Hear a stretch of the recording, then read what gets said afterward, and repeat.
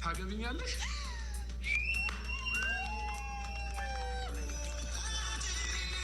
ለማንኛውም እንኳን ደስ አለሽ ሄርሜላ። የትዕግስትሽን ጥግ ሳላደንቅ አላልፍም። ምክንያቱም ብዙ ጊዜ የኛ የሆነን ነገር ራሱ በልህ በንዴት አሳልፈን የምንሰጥ ብዙ ሰዎች አሉ። ከኔ ጀምሮ ራሱ እንደዚህ አይነት ነገር ብዙ አይመቸኝም። አረምን ብዙ ብቻ እና እንግዲህ ያው የሰው ላይ መጀመሪያው ሳይሆን መጨረሻው ሲያምር ነው። ሩታንም ትናንትና ቀለበቱንም ሲገናኙም እያንዳንዱ መከራውንም ደስታውንም ሰርጉንም በዱባይ ላይ እንደዛ ዘና ብለው ሲያሳልፉ አብረን ነበርን። ነገር ግን አይታችኋል፣ ወዲያው ነው የተለያዩት። ብዙም አልቆዩም ማለት ነው።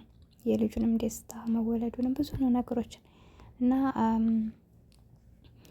እንዳልኳቸው እኔ እስካሁን ድረስ አላመንኩም። እውነት ነው ብዬ ራሱ አላመንኩም። በቃ የሆነ የቃቃ ጊዜ ላይ ደርሰናል ብዬ ነው ያሰብኩት። በቃ ትዳር የቃቃ ጨዋታ እስኪመስለኝ ድረስ ማለት ነው። ምክንያቱም ነገ ጧት ምን እንደሚያመጡ ስለማናቅ ነው። ደግሞ አይበረክትም እንደዚህ አይነቱ ትዳር፣ እያያችሁት ነው።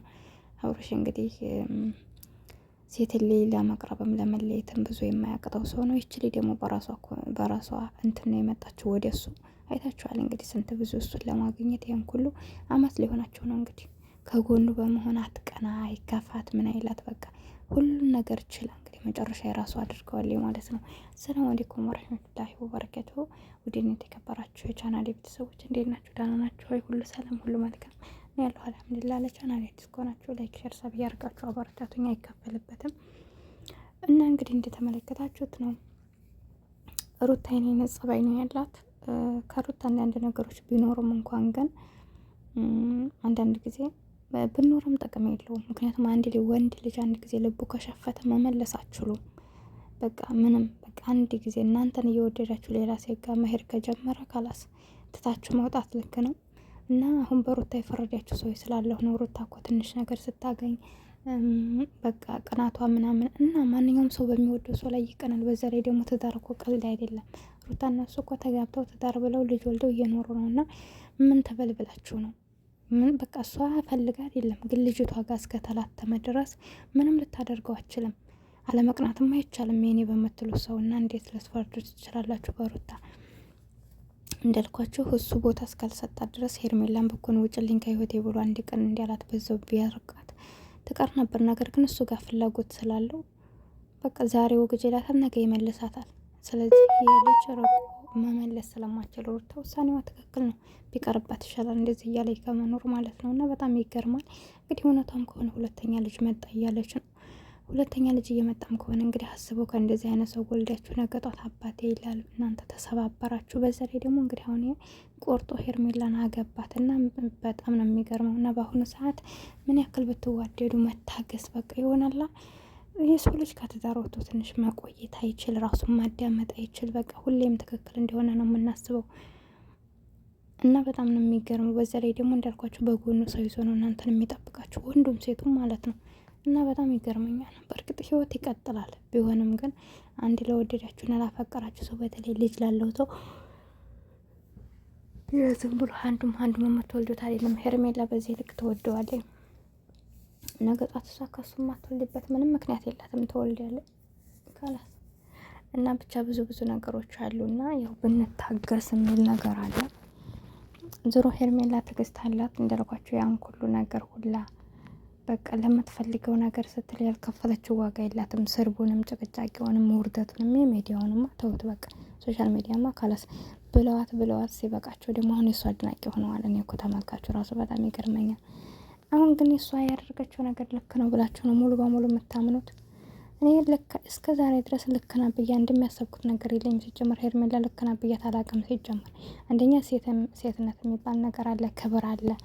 ከዛ አንጻር እንግዲህ ስታደርግ የነበረችው ሁሉ ምንም አልመሰጠኝም። መጠላት አለሁ እንዲሁ ሳያት በቃ በእንደዚህ አይነት ነገር ክብሯን እንትን ስላለ ደግሞ ለዛ ላይ ቦታ አይሰጣትም። ግን ደግሞ አሁን ላይ ያላትን ጥንካሬ እንዳልኳቸው የሰው ላይ በሁለት አንግል ነው ማሰበው። ጠንካራ ሰው ይመቸኛል። በቃ ለሚፈልገው ነገር ዋጋ የሚከፍል ሰው ግን ለሚፈልገው ነገር ዋጋ ይከፍላል። ወይም ደግሞ ዋጋ የሚከፍል ሰው ወዳለው ስላችሁ የሰው ልጅ ትዳሩ እያለ ሌላ ሴት እያለች ገብቶ ወይም ደግሞ ያቺ ሴት ጋር ትንሽም ተነካካ ብልዬ የሰውን ክፍተት ፈልገው እንደ ሸይጣን የሚያጣሉ ሰዎችን አይደለም። ግን ደግሞ ካላስ ያነ ሰው ተፋቶ ሚስቱን ከሆነ ሚስቱ የለችም፣ ተፋቷል። ከሷ በፊት ነው የተፋታው። ችግር የለውም ከጎኑ ሆና ትዳር ባሏ ብታደርጉ ወይም ደግሞ በሌላ በስራ ሊሆን ይችላል። ወርቁ መነሳት አለ፣ መክሰር አለ፣ ብዙ ነገሮች አሉ። ወርቁ አለመቅረትን እንደነዚህ አይነት ጠንካራ ሴቶችን በጣም ይመቹኛል። ኮንፊደንስ ያላቸው እንዳልኳቸው አልባሌ ቦታ የማይገኙ በቃ የሆነ 30 የሚወዱት ነገር እንኳ ቢሆን የማይረባቸው ከሆነ ትተው የሚሄዱ አይነት ሰዎች ከላስ እናንተ በቃ ምቾት ከሌላችሁ ቦታ ላይ መቀመጥ የሌለባቸውን ሰዎች ያኔ ኮንፊደንስ በብዙ ነው እና እንደዚህ አይነት ሴቶች እወዳለሁ። ግን ሄርሜላን ጥንካሬ ያልኳቸው ነገር ምንድን ነው? እና ሄርሜላ ጥንካሬ ያልኳቸው ነገር እንግዲህ አመት ሊሆናል ነው እስካሁን ድረስ ያለውን ግፊቱን የሚዲያውንም ከዛም በጎን ያሉትን ያበርሽ ራሱ እህቶች ስንት ጊዜ ሲያስጠነቅቋን ነበር። ክብር የለሽም ወይ ሲሏት ስንት ነገር ሲሏት አልነበር እንዴ?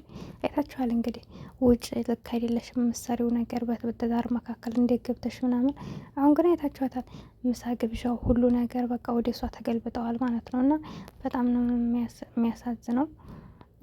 ብቻ ያስጠላል። በነገራችን ላይ እህቶቹም ሳይሆኑ እሱ ባለቤቱ ነው ያስናቃት። አብርሃም ነው እንደዛ እያደረጋት የነበረው።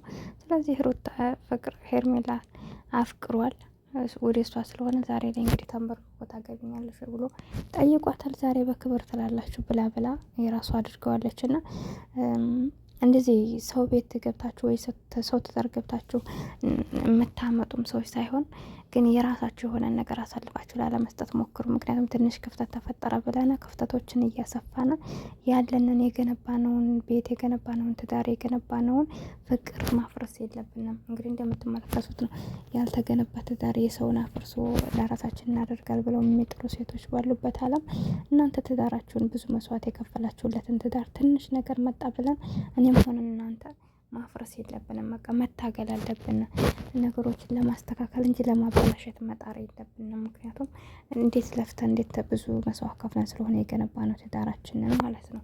እና ወዳችኋለሁ፣ አከብራችኋለሁ። ስህተት ካለብኝ አርሙኝ። ለቻናል አዲስ ከሆናችሁ ደግሞ ላይክ፣ ሼር፣ ሰብስክራይብ አድርጉኝ። አይከፈልበትም። አብሬያችሁ ነበርኩት። ይቡነኝ። አሰላሙ አለይኩም።